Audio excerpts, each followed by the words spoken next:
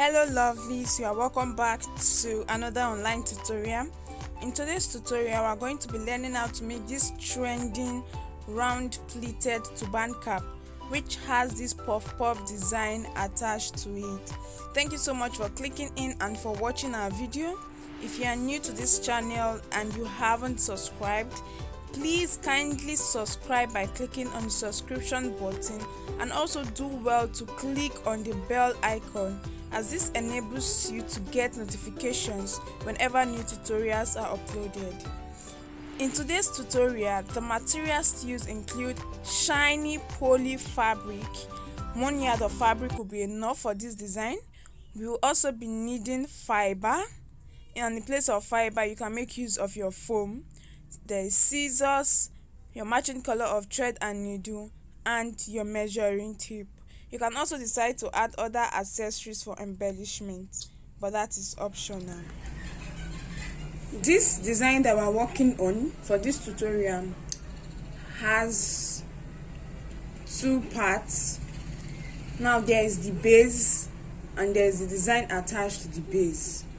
The base is going to be a round band pleated base. That is the turban cap. That is for the band. The band is going to be pleated, round band pleated band, while the base is going to be lined. Because of the nature of the fabric I'm working with the shiny poly fabric. So that is it for the turban cap. And then we have the design. The design is going to give it that puffy like look, we have to pad or stuff the fabric for the design with fiber. So that is it. Now for the fabric needed and their measurements, I already cut out mine before now, and then starting with the round pleated band, I have my fabric before me, and the measurement for this piece of fabric is 24 inches for the head circumference, 12 inches for the width. 24 inches for the head circumference, 12 inches for the width.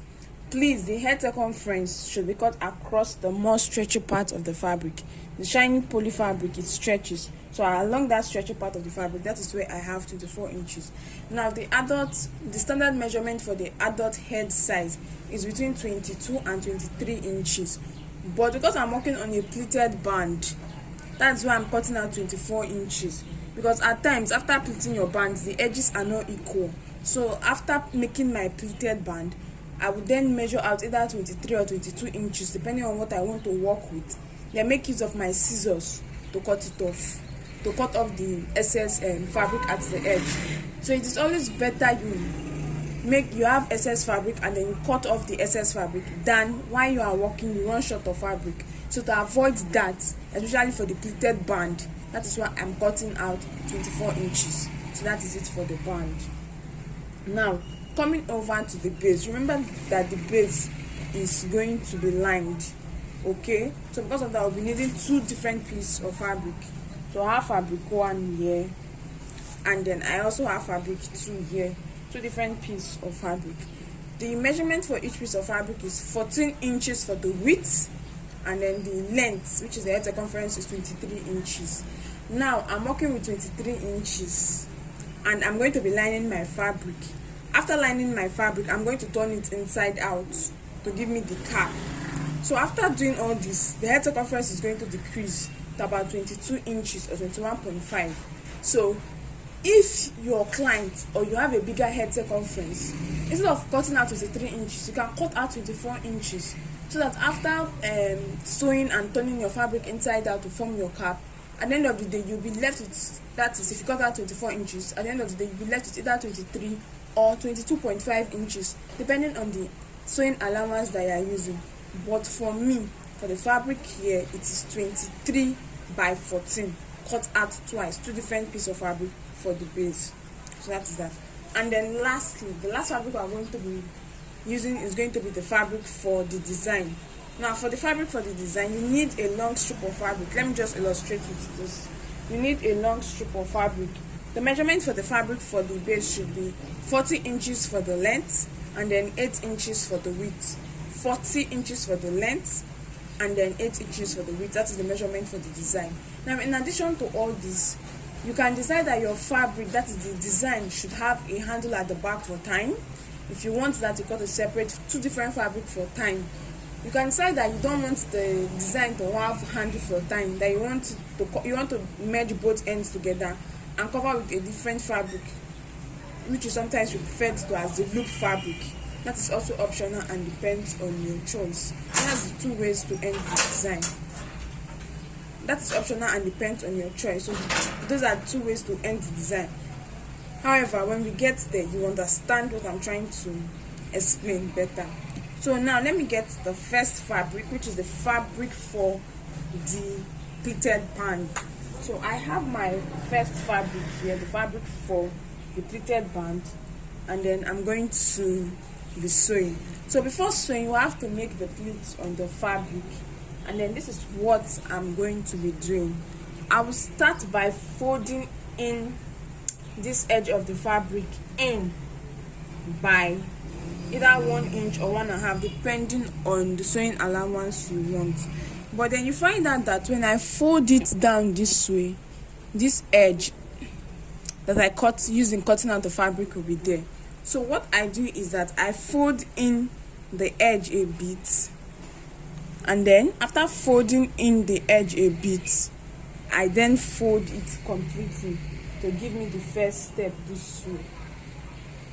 So let me pin this down so I can get it better.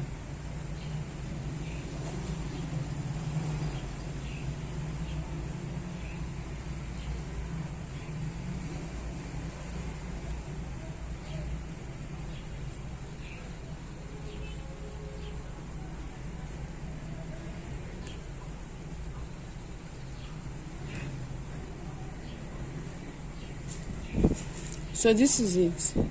Have folded in the fabric before making the first step of the pleated band.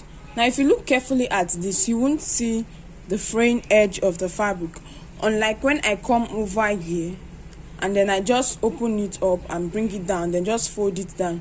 You can see that the fraying edge of the fabric is visible at this point. So in order to make it hidden, you fold the edge in a bit this way before you completely fold down to create the first step for your pleated band. So that is how to go about the pleated band, making the first step of the pleated band on the wrong side. So you fold it in a bit before you fold down completely in order to ensure that the fraying edge of the fabric is hidden.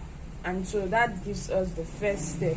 Then you go ahead to place on your sewing machine, and then you sew down at the edge, okay? Sew down from one end down to the other end. That is that. Then to continue, you pick up your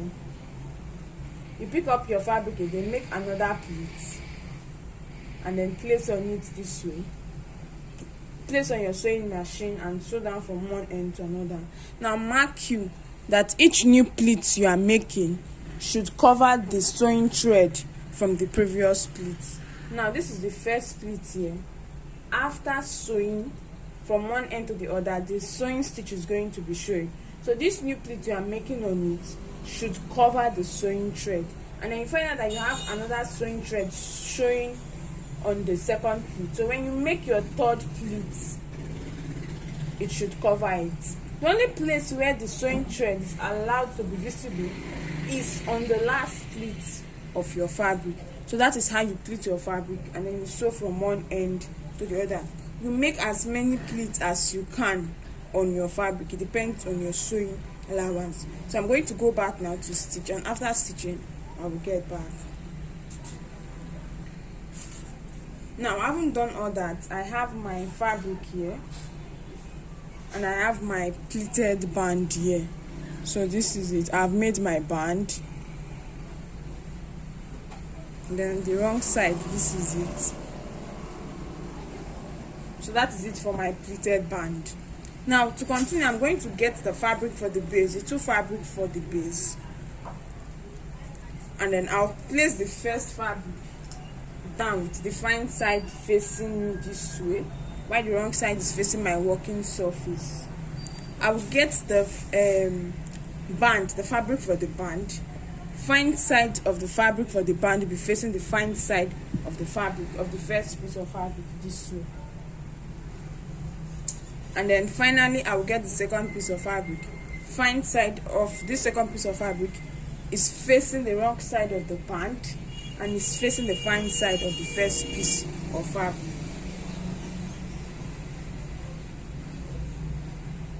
So this is it.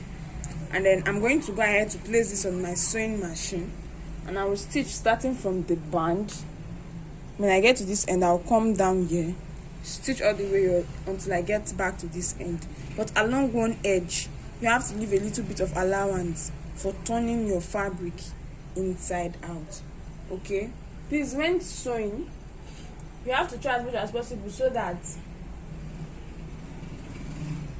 the last thread, that is the thread on the last pleat of your band, is not visible. So if it's possible to sew along that particular last stitch, that is to join both the two bases and the band together using that stitch on the last band, on the last pleated band, you can as well do that so that that stitch is hidden. So that's how to go about it. So like I said earlier, place the first fabric, fine side facing you. Place your band on the fabric. The fine side of the band should face the fine side of the fabric, while the wrong side of the band should be facing you.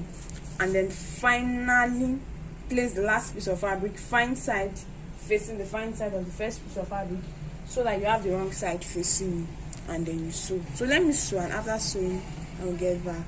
So this is my fabric, and then I'm done sewing.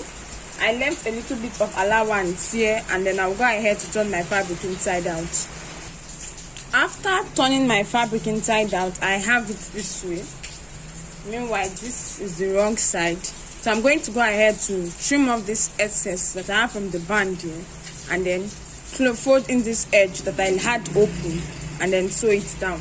After doing that, with the band, you'll be able to locate the wrong side and the fine side of your fabric.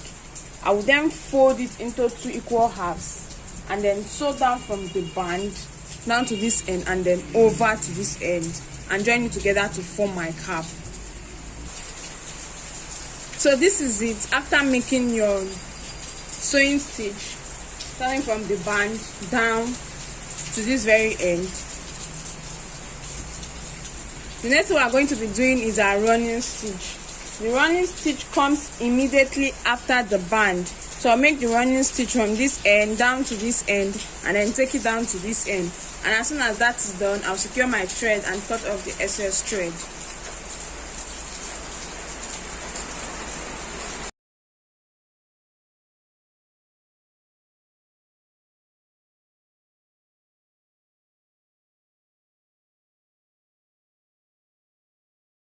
After making my running stitch, this is my turban cap, and then this is how it comes out. And then that is it for this, and we'll be moving on to the design that is going to be attached to our turban cap. So for our design, I have my fabric cut out already and has been sewn. However, I'll be illustrating what needs to be done. Remember, I said we'll be needing 8 inches for the width by 40 inches for the length. So this is my piece of fabric, and then after cutting out my fabric, I folded my fabric into 2, with the fine side inside and the wrong side outside. So this part facing me now is the wrong side of my fabric, and then I had my fabric sewn from one end down to the other end. Okay, and after doing this, now after sewing just like I've done, I'll proceed to turn my fabric inside out to the fine side. So this is my work. I'm done turning my fabric inside out, and I have the sewn part of my fabric at the middle. And then from this end, I just measured about, you measure about 1 inch or 1.5 inches and mark. So we use this as the sewing allowance to end our work. Now I haven't done that, so we're going to be needing fiber. Okay, so we're going to be stuffing fiber inside our fabric. And to make my work uniform, I'm going to be taking the measurement for it. So let's just say, starting from this marked line, I'll measure out about 4 inches. Okay, and then I will stuff my, that is, add my fiber inside my fabric for this 4 inches, and after that I'll close it up. I'll tack and close it up. So let me now pass in my fiber. I'm supposed to pass it in from this other end, but because here seems easier, I'll just pass it in from here since it's very close to the edge. So I think this is okay. This is okay. And then I'm going to get my needle and thread, and I'm going to be tacking it at this end here.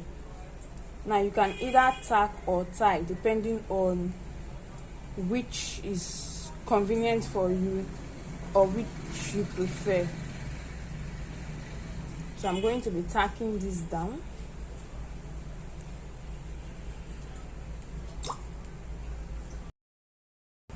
So you pass out your needle and thread and then take it in a couple of times. Now if you want to tie, ensure you are using a matching color of thread so that it's not going to be very visible. You just pass your thread. This is a lot much more easier. Then you just pass your thread through it a couple of times and secure it by tying it together.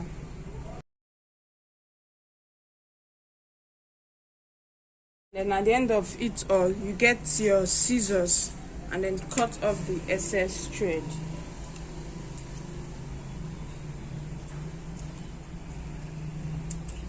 So this is it for this end.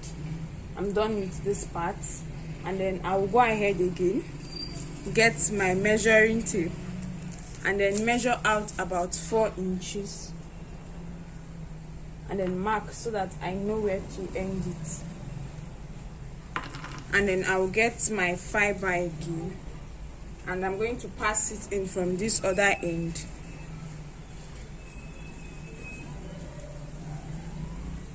I'm going to pass it in until I get to that part where I have my 4 inches mark.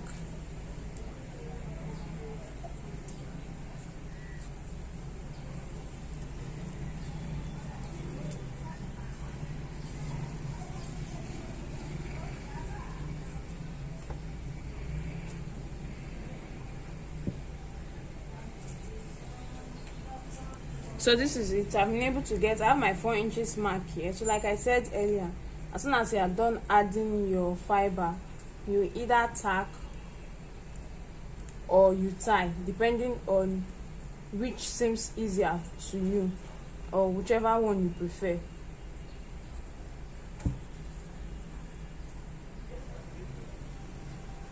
Or you can actually do both, but please use a matching color of thread.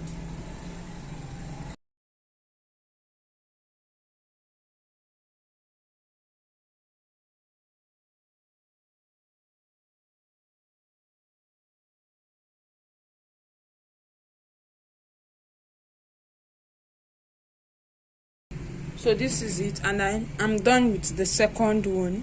So in that order, I'll keep marking out 4 inches, and after each 4 inches I'll add my fiber, either stack or tie, add take out another 4 inches mark, add my fiber, tie or sew, whichever one is convenient for me, until I get to the end of my fabric. So I'm going to go off camera to complete this, and as soon as I'm done, I'll get back for us to continue, because this is going to take a whole lot of time, so it requires you to be very patient.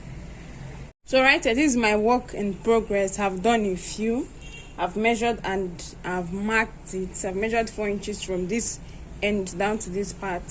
I have my fiber here, and I'll stuff this in, then pull it very tight, okay, so that the fitting comes out well.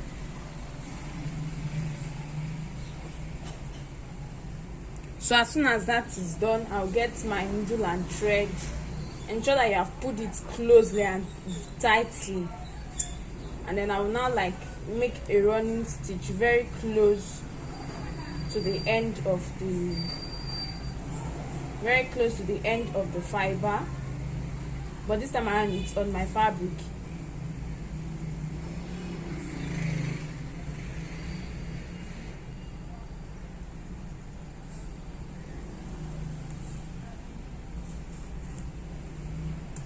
And then I'll go ahead to pull my needle and thread.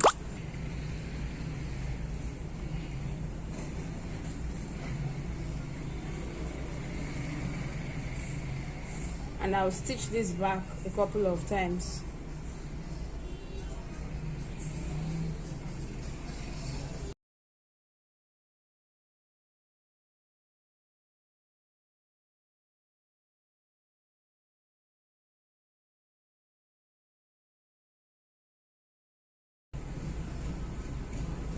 So I'll do this a couple of times, and as soon as I've fully secured it, I'll go ahead to cut off my excess thread. Then I'll go again, measure another 4 inches, add my fiber, and then stitch through to hold it in place. Remember to leave a little bit of allowance at the end for stitching it up. Right here I have my work, and I filled it down to this point. I also have it on this other side. I filled it down to this end. Now as you are working, you keep testing and checking on your dummy head. Depending on the type of fabric that you are using, the 40 inches length may be too long, or it may be too short. So depending on the fabric you are using, so as you are working, keep checking on your dummy head until it has gotten round your dummy head, and mine have gotten to that extent. So now if you look at my work, I have the sewn side of my fabric placed at the middle, and I stated this earlier, so that on this other side, this will be the fine side. There is no sewing stitch here. What I'll do is that I'm going to this part facing me this way is the fine side that has no sewing stitch. So I'll bring down this right end and this left end together this way, so that I have the wrong side which has the sewing stitch down this way. So this is it. Now you can either go ahead to place this on your sewing machine and then sew this down, or make use of your needle and thread to make a running stitch. So this is it. As you can see, I'm done sewing this down. So when I turn it over to the other side, I have it this way. So this is how it looks like. So for this part here, I'm going to trim off the excess, and then after trimming it off, you notice that you have the ends open like this.